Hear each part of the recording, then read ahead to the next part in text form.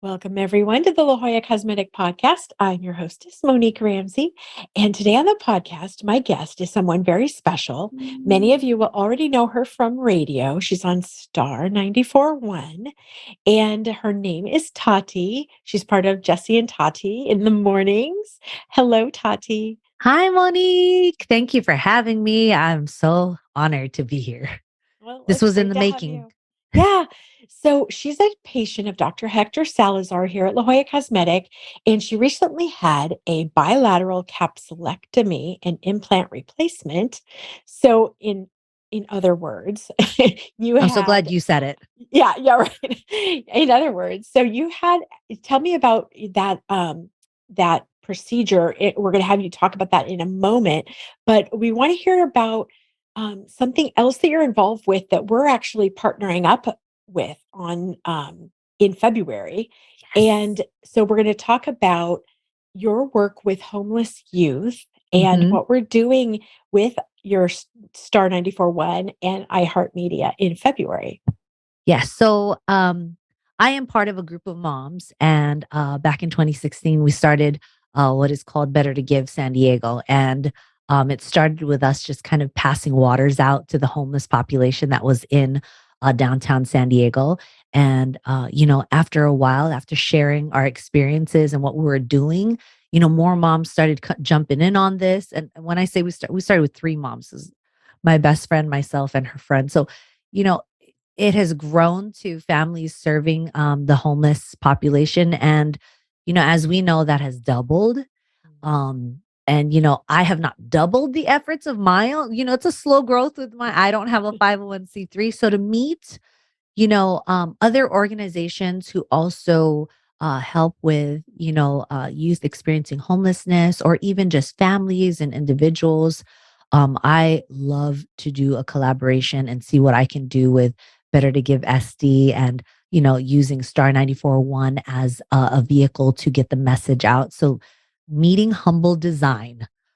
Wow. I am just so honored. Like this is what I was looking for, kind of I think it was described as uh the journey. When you think of like children that are at Rady Children's, we do something else that's called Give-a-thon, but when you think about children that are going through their journey of becoming healthy, when you look at it that way in the homeless sense, and I think this is what uh I think it was Laura who said this, and she said, what they do at Humble Design is like they're at the point of that journey where they ring the bell. And I was like, I get it. Yeah. Yes.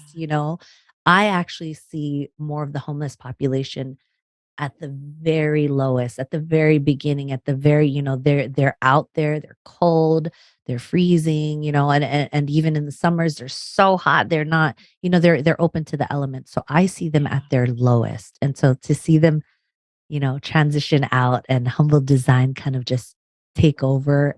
It's amazing to see. And I'm so glad that you made that introduction. I'm so glad that La Jolla Cosmetic Surgery Center and Med Spa made that introduction.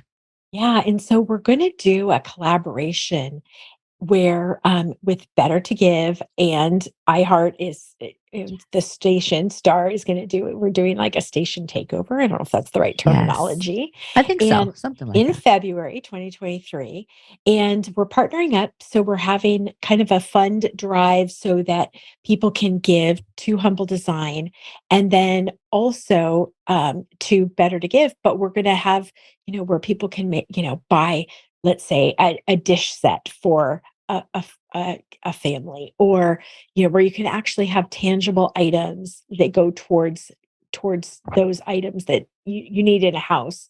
These are families who maybe have transitioned out of homelessness, but they're in a new apartment, but they have no furniture, they have no dishware. It's like great to have shelter, but you really need a home. And so that's where we're going to try to help fund as many families as we can through this drive. And then also we have a day at the station, right, where people can come drop things off. And Yes. I think they said for Humble, the things that they need the most are like lamps, end tables or bedroom, like a side table for next to a bed, hmm smaller, more apartment sized things, Yes. TVs, So lamps, TVs, I think, the end tables or End bureau, tables. dresser tables next to your bed, bedside Yes. table. And, it's certain things they have enough of, and they don't need more because they have a limited amount of warehouse space, which Yes. you got to tour the other I did. day.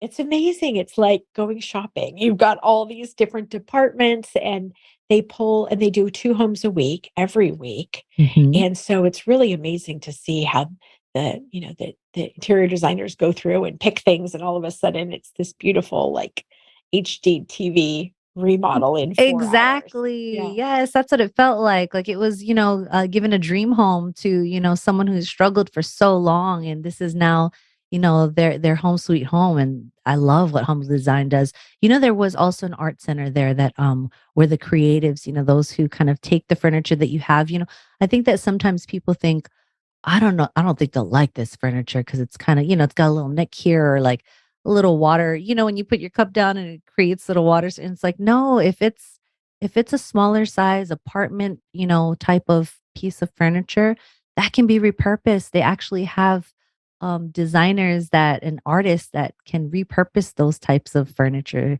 Yeah. pieces. So I think that the key is to always let people know, you can ask, Humble Design says ask them, hey, if, is this what you need? And they'll tell you, they know what their inventory looks like. Yeah, yeah.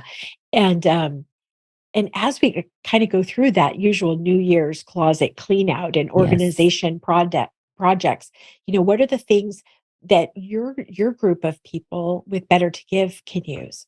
So, I think the focus and emphasis for January is jeans and jackets. That's something that every time we're out there and we're passing stuff out, because the homeless that are out in the streets are open to the element, they don't have the place to call home yet. So yeah, they're always asking for like jeans and jackets, something to keep warm, blankets. But I think jeans, because of the toughness of the material, they're always like, "Do you have jeans?" So I think that those types of items, when you're looking at Christmas, people are getting weighted blankets, they're getting heated blankets, they're getting all this, new of something that they already have. So I always appeal to folks like, hey, if you, have two or three of something and you are just so blessed and, you have a life of abundance and, maybe give one of those three, or if you don't like the second one, that you've had this whole time and you're ready to give it up, we're looking for that. So I think for the most part, it is things to kind of give temporary relief until they're able to get to the space where Humble Design helps them, which is where they go into a home. And then that's when, Humble Design says, we need furniture and those kinds of things. So Right. And then how the things will be ultimately collected, I think we're going to do on February. I think is it the 24th? I believe that's the date that we have. Yeah. But Yeah. it has not been confirmed, but I think it is the 24th. Yes. And we're gonna do it at the station where people can Mhm. drive through and drop things off. Yes. So the jeans or the jean jackets or some blankets, Blankets. Yeah. or the Dishware, those end yeah, tables. right, and actually there's a cheat sheet. Our producer, Eva, found a cheat sheet for what kind of things that Humble needs and what things they don't need. So we'll Mm, put that in the show notes for everybody. So stay tuned on nice. this upcoming, fundraiser, and donation drive that we'll be doing in February with you. And you'll be talking a lot about that. Um, but you're here in the office today to see Dr. Salazar. So let's segue over to talking about that procedure you had. And breast implants, we know they're not forever. They're not a forever thing. You do have to have them replaced and removed. And so, but the timing for you to do this was caused by something else. So tell us what happened.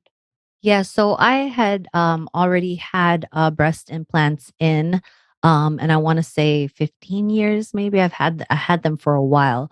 Um but July 4th weekend a friend asked, "Hey, you want to come on our boat? We're going to go to the bay." And I was like, "That's going to be fun," and we did and her daughter wanted to jump in the water. We were out, closer to the deeper, and she said, "I want to jump, but I don't want to jump alone." And I thought, "Let me go jump with you." I jumped and I really don't know if this is when it happened, but I can only assume this is when it happened that one of my breast implants deflated. It popped on the left-hand side and it wasn't like it's not like a tire where you're gonna pull over on the side of the road. It's a slow release. So I started And you had saline implants, right? yes, I had Okay. saline implants. I had 510 cc's on the left, 495 on the right to kind of even them out. And it was the left. It was the one Okay. that was more inflated that had popped. Oh, wow. So So how long did it take when you said, "Uh-oh"? Was it like a uh, day or a couple days it or was about a week. Oh, And okay. I have, because I know my breast for 15 years. I know that they were under the muscle, so I can, kind of lift them if I wanted to. You remember Uh-huh. this Like thing it back. yes, you do. Yes.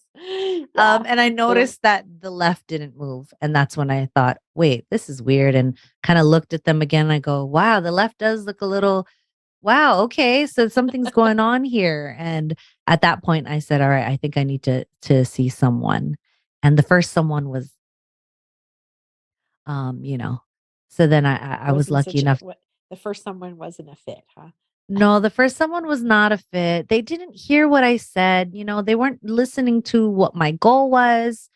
They had an assumption of who I was and why I got breast implants in the first place. It was like they thought they already knew my story and why I got Oh. them in the first place. So it was a very awkward and uncomfortable consultation.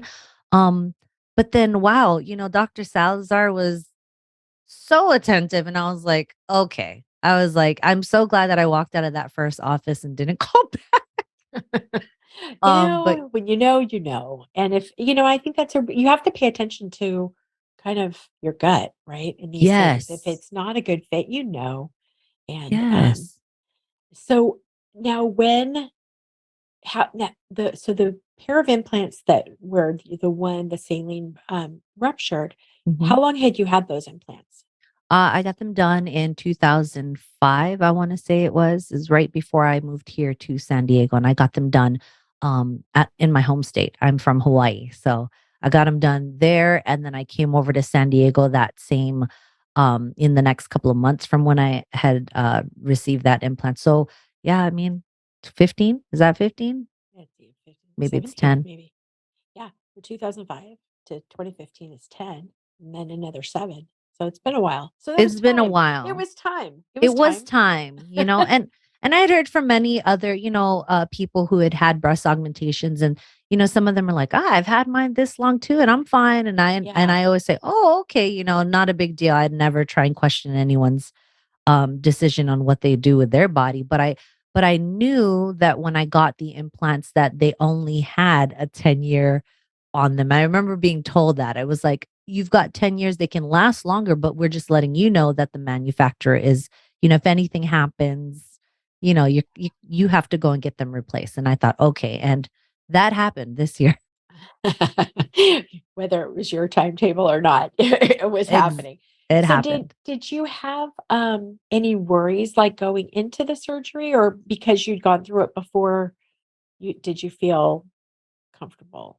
Well, I think that after asking all my questions to Dr. Salazar, at first I thought, well, I just had so many questions about what my options were at first. It was like I have one, I'm lopsided at this point, and I'm like, I mean, how long can I stay lopsided? What's the how many months do I need to, or years can I get them out completely and just leave them that way? And I told him why I got them in the first place, and the reason I got them in the first place is I breastfed for over a year, and my son had like most moms, drained the life out of.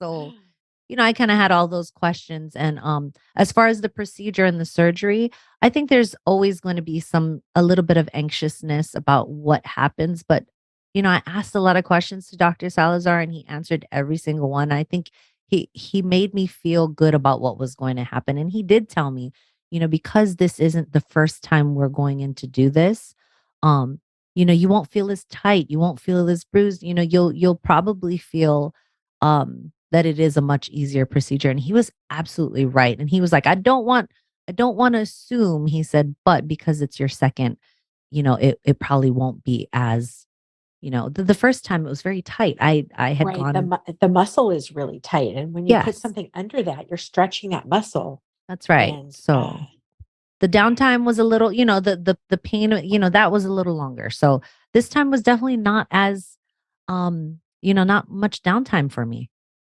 But I do know that, everybody, heals differently as well. And everyone has different pain levels. And I think that after three children, my pain level, uh, I don't know. There was meds that helped me too, but my pain level is pretty good, I think. So it wasn't as bad. And when I say as bad, it wasn't as painful or as long of a recovery, as I should say, not bad. Yeah.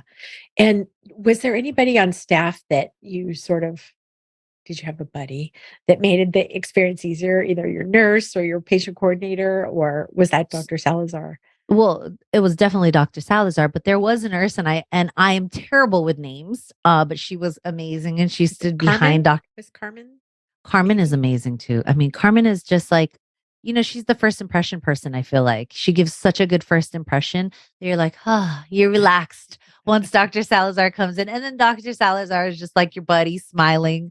So you're even more relaxed. But the Yeah. day of surgery, I can't, I won't lie. I was a little anxious, as you're counting down to a procedure where so I don't remember the nurse's name that was in there, but she was so amazing. We were cracking up, and she said, I'm sorry if I'm talking too much, you tell me to stop. And I said, "Oh, we're in good company, you and I." I said, "Let's talk each other's ear off." And she did. Yeah. She helped me, Oh. kind of pass the time before we started the procedure. So, yeah. Now, did you have to take time off of work or what? I know you're a very busy lady between being a full-time on the radio plus a mom and you have your, people that you're helping out in the community, excuse me, the community. So, tell me about, kind of your downtime after the surgery. Well, so the nice thing about it was, it was scheduled closer to the weekend, so I didn't take too much time off. I believe I think I only took 2, maybe 3 days off from work, and because I wasn't in a lot of pain and the downtime didn't, it wasn't a long, downtime. I was kind of right back to work, honestly. As far as lifting and all that, I couldn't do any of my outreach Right. stuff. I couldn't go to the storage and try to, organize that or do any type of lifting of, anything, which is good for a mom of 3 because then I just lay down and let the grapes be fed to me for a little. But Now, yeah, I was how old are your kids? What's the range of ages? so I have a 24-year-old. I was very young when I had him. And then I have a 15-year-old. And then I have a 12-year-old. So they're in the age group where they can help. They can lift. They can do the Yeah. heavy lifting. I can say, "I'm Right. leaving everything in the car, you go and grab it." Like, yes. So, So, and I'm usually the mom who puts 5 bags on each side. oh, So this I know. was I'm not doing any of that. Yeah, good. Yeah. So, in terms of your recovery, was it, like, painful? Did you have to take a lot of pain meds or any at all? Or what was that first maybe week like? So that first week, I'm kind of a person who doesn't like to take medicine anyway. Like I like to kind of just run it, let it run its course. However, there were different medications that serve different purposes that I felt like I need to pay attention. And of course, I had the Bible with me. I had the book where I can refer back to like, okay, what is this for? And there's things for inflammatory medicines, there's pain medicines. And there were times where I felt like maybe I don't need it, but I should take it because I know myself, I know my pain levels, and I know, I'm someone who will just go, I don't need that stuff. But maybe my body does. Maybe my body needs me to stop, relax, take the medications and just sit down. So I did do that. And I think that's what really eased me into recovering is because I stopped being my stubborn self and I looked at the book and said, okay, let me just follow instructions here, Tati. Just do what you need to do so your souffle comes out real nice.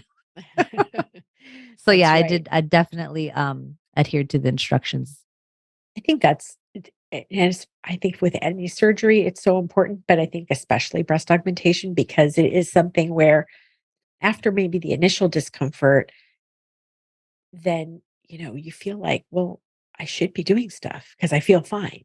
And that's the hard thing is like to keep yourself from making that extra feeling guilty, like, Yes. oh, I should be doing this or that or the other thing. And like just letting yourself just relax and take some time to heal. Did you Yeah. like binge watch anything while you were Oh, I watched way more than I think I caught up on The Crown. I think it was the first season of White Lotus. I watched so many streaming shows that when I came back, Jesse was like, "Please stop talking," because I wanted to catch up on all the shows that he had been able to watch and I hadn't. So, yes, it was definitely a time to catch up, but also a lot of reading. I have a book club, so Oh, I met with my nice. book club and they were like, "Let's see it." And I said, "It's not ready." So what are you reading for book club, just as an aside? Right now, we are rereading the Four Agreements because Oh, we need it. I read that a long time ago. It was a very good book. I think it was probably on Oprah's list, and I think a lot of people read it a long time ago. And so was A New Earth. I think that's Eckhart Tolle, and those are Uh-huh. kind of books that people have read a while ago. But I never read them. So I have women that they're like, I read that, but I need the refresher because man, this Yeah. ego. Or yeah, I need that because man, I take things way too personal. That second agreement, we're gonna have to go over that. So it's funny that we are doing books that maybe some have already read, but it's for me, it's new, and I'm like, no wonder, you just kind of really get Yeah, insight on it's yourself. interesting. Um, so now what kind of implants are do you have now? Did you keep with saline or did you switch? I did not. I switched. And Monique, I'm gonna be honest, that one was probably the decision that I was most, um worried about because when I had my first implants, it was a long time ago. And the common consensus back then was you don't do silicone, and this time I got silicone and I'm so happy I did. I mean, and it's come a long way from, all the questions I asked. And, with Dr. Salazar, he showed me, the implants and how they are now. And as opposed to, back when I thought that they were, bad and, not the right choice. So yeah, I switched up. I went from saline and now I have silicone and they feel like I was born with them. Oh, that's good. So do they Yes. feel different in your body in Yes, terms of yes. like when you move around or I don't know, Well, jogging, jogging? jogging. So, we're on a beach right now, so we could totally Yeah. jog. But yeah, no, the first time I had saline and I got them really big at the time. I felt like I needed big because I had breastfed and I had big, then. But I started small before I breastfed. And so now they are more true to my body, more true to what they were before I had, my son and been breastfed. Um, so yeah, I mean, they don't get in the way. Oh, My old implants kind of got in the way, and back then, getting them big it was the thing, and so now it's yeah. like when people say, "Well, let's see him," and I go, "Well, here's what's weird is this time around, it's not a grand reveal. It's more of a put them away now. Like I'm older now. I want to I don't want them to be the focus. I feel better about myself inside. So, I'm a little more, I don't even know how to say, I don't need the outside to be so much for everyone else. I needed it just for me, So Mm. now this is very um low scale reveal and everyone's like, What are you going to show? It's been a while." And I'm like, "I know, but there's no like I don't know. It's not like I'm Yeah. like, whoa, S so if before there was 495 and 500 or right around that, is it this what size are you now? I want to say it's about 320. Like it's Okay, so quite a ye- big difference. yeah, yes. And I actually tried to go even smaller than that, but because of my frame and my body and the skin that I do have and the fact that I had a bigger implant before, I think just going small would have drowned. It would have just, it just would have looked Not not, quite right. Well, not quite right. yeah, and Dr. Salazar, he's done some, podcasts with us talking about breast implants and remove and replace and all these things, and, he said you have to respect the footprint of the patient, the breast of that patient, and I thought, "That's such an interesting way to say it." Talking about, because everybody's frame is different. It's not just the That's right. implant and not just the breast, but your chest wall and the width of your Yes. torso, and so it's so, like, we as lay people don't think about that stuff, but I thought that was such an interesting way to talk about respecting the footprint of that. Yeah. Um, He showed so me. He showed me, he showed me what that was, the measuring, and he, measured from here to here and measured across, and I thought, what are you measuring?" I just thought we needed to figure out just what was going in. Like, what are you doing? And he's like, "No, we got to map it out, we got to." And I thought, "Oh, I love this. Thank you." yeah. Yeah, he's very precise, and Yes. it's funny because it's like sometimes it feels like the marking and the measuring is gonna take longer than the surgery, but, it's what do they say? Measure twice, cut once when you're That's cutting right. wood, so same thing. So Yes. now do you remember how you heard about La Jolla Cosmetic? Yes, it was Laura Cain. Oh my So gosh, yeah. So I work with Laura Cain at Star 94.1, and not with her every day, but she is part of the Star 94.1 home team, and she is, to me, she's an icon, she's a radio icon. She was on, with Jeff and Jer, like she is, and we played more variety from the 90s to now. She is the 90s to now, and Uh-huh. so hearing her talk about her journey with La Jolla Cosmetic Surgery Center and Med Spa, I thought, why did I go to that first place? Like I wasn't, when everything happened, I wasn't quite thinking, about who do I know. It was more, well, let me just go online and Google, the best or something, and sadly you can pay, for your search to, I didn't really even know that too, but with Google, so, but yeah, I came in the next day and I was telling Jessie and Shelly about the visit I had and how it was not good. And then here's Laura Cain talking about, on our station. I'm like, what is wrong with me? What is, she's in my ear every morning talking about this. How do I not? So, I texted her and I said, "Do you mind if I go there and, go meet them?" She was like, "Do I mind?" I said, "Well, I mean, that's your thing." And she's like, "My thing?" She's like, "I want you to. Of course, I'm telling people to go." And I was like, "Okay, cool. I'll be there." Yeah, I don't wanna step on your toes. No, what? Yeah. She was like, "What are you talking about?" Oh, that's Yeah. And funny. so, and I seen her in the hallway and she looks She amazing. does. She really Oh my does. gosh. And, Yes. Look, it's that, like, little edge of confidence, if something's bothering you and you fix it, you no longer have to worry about it, and I just love it, like, she'll, go on Instagram or Facebook, and she'll put, like, "Okay, I'm gonna be going out for this night, should I wear this or that?" Or, now she yes. tries the clothes on and she does the whole little video, and it's like, she feels so good in her body, and I Yes. love that. I love that it was something that bothered her whole life. And, Yeah. she was really small and she's a tall lady. And so, in her proportions now, she looks amazing. And so, She does look so good. And I always tell people, I didn't get these for anybody else. And yes, I wore tops that, folks could see, but it was for me. It was for me and my confidence. It's to feel like myself again, Mhm. and so I think sometimes people forget that it's not so much about the look for you to see. It's more the look for me to feel good. We Yeah. have to be in this body. We have to, walk day to day, with this. So, it's all about feeling good. And you can see it with Laura. I can feel it with myself. So, you And know, for you now, how long has it been since your surgery? oh my gosh, I think it's been more than 8 weeks, I wanna say. Okay. So right Yeah. before a little bit. So you're still in that recovery period for Yeah. sure. It doesn't Now, feel like it, but yes.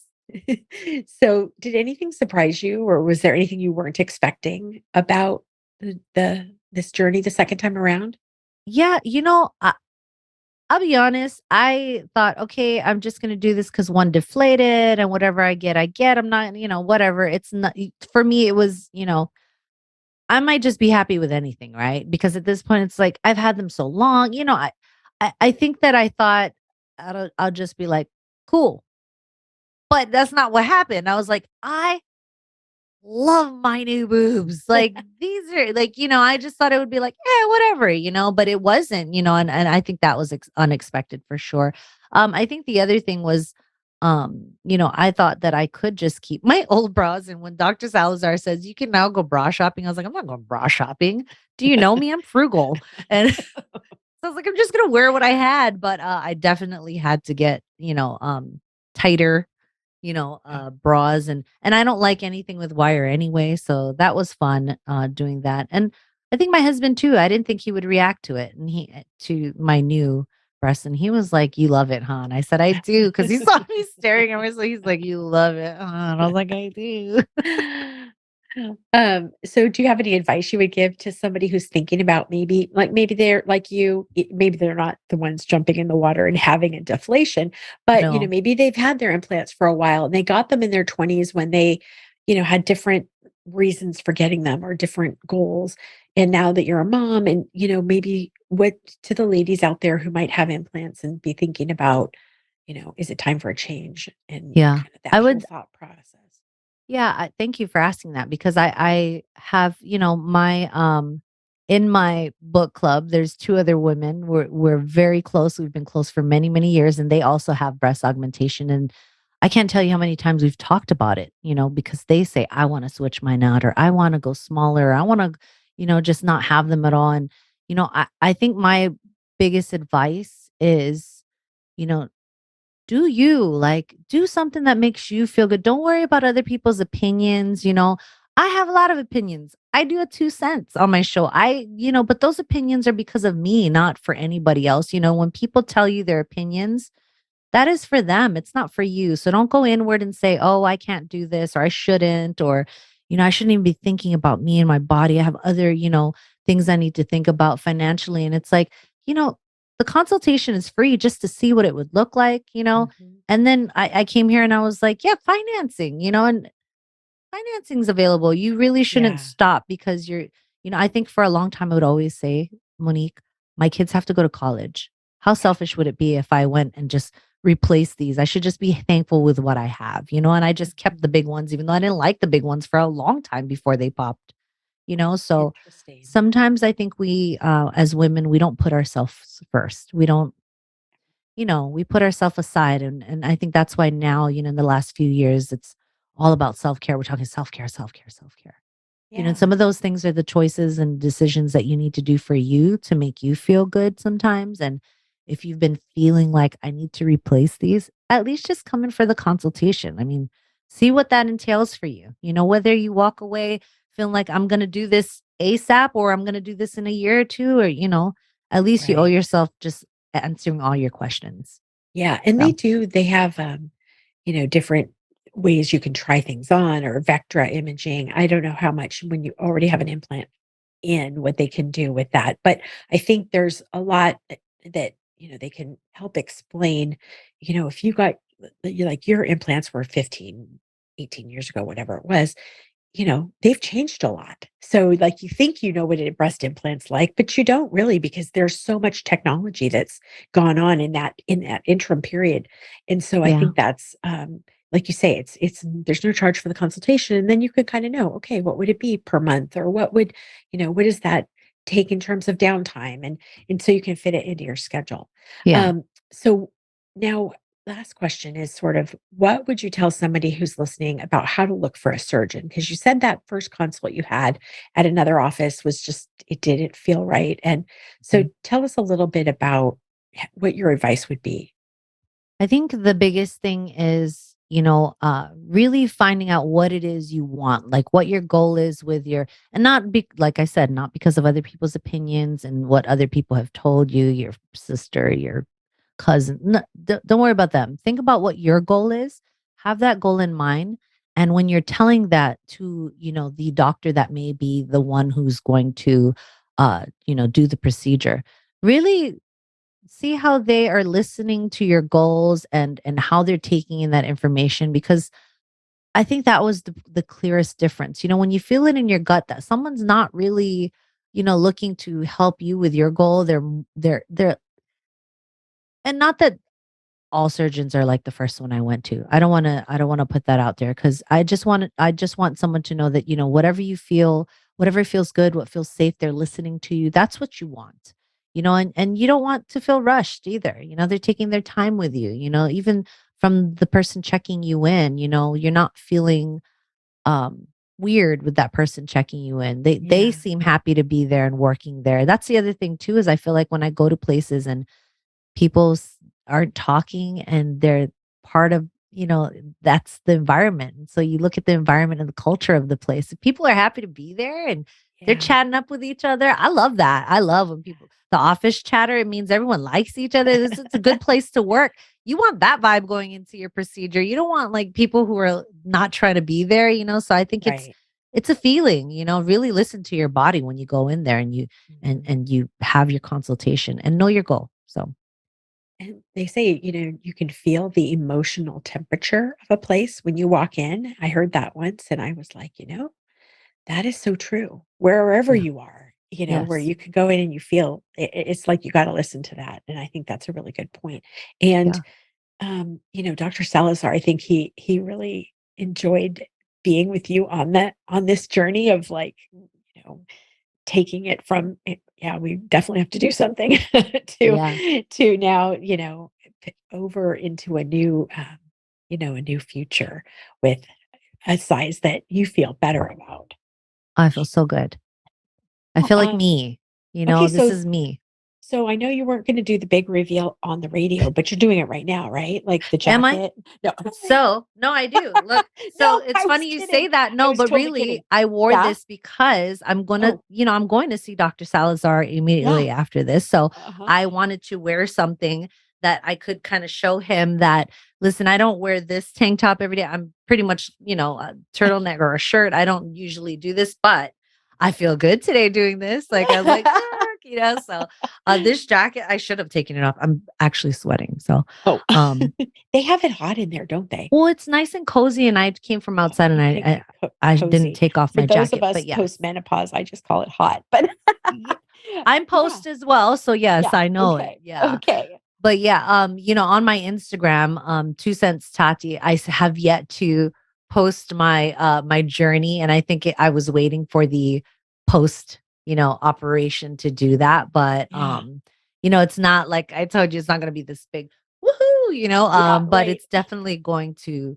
uh, you know, show the journey of, from the time it popped. I have pictures, Oh, not really? of the breast, but Right, the right. before, the silicone, the saline and how they looked before and how I Uh-huh. feel about these more Yeah, it would uh be neat to have, like, a picture of you in a bathing suit or something before, and then well, maybe Monique, something you're pressing your like a bathing suit. You're I don't know, a tank top. I'm Okay, a just tank playing. top. We are Not on the I'm just beach. We saying should be in our bathing suit. we're not asking you for nudes. I'm just asking no, but just to kinda see the difference in your on I'm your playing. frame. Yeah. Yes. Oh, yes, for sure. I am definitely going to. Yeah. I think there's some people who do know already, obviously, because I've been talking about it on the radio, and they watch my stories, and they go, oh, they do look good, like, so some people already know. They can see it, Yeah. on my day to day and my stories on my Instagram. So So your Instagram, is it the number 2 cents Tati or TW? TWO. Okay, Hmm. 2 TWO cents Yes. CENTS CENTS. Hmm. Tati TATI. So Yeah. awesome. Well, everybody should go follow you. We'll put links in the show notes. And thanks so much for telling your story and talking to us about that unexpected jump in the water, what that led to. 4th of July weekend. Thank you so much. Yeah, thank Thank you for you. giving me time and space here. And I love that we got to go to Humble Design together. That's why I said that. Oh, that was Yeah. the best part. The introduction to such an amazing organization. So thank you for that. And I'm following them on Instagram too. So everyone Yeah, should. yeah. Humble Design San Diego Yes. is the handle, and they're just a wonderful organization. So everybody, stay tuned for February. We'll be giving out the information about our little co-branded fundraiser, and I look forward to that and seeing you again in the new year. Thank you so much. Thanks, Tati.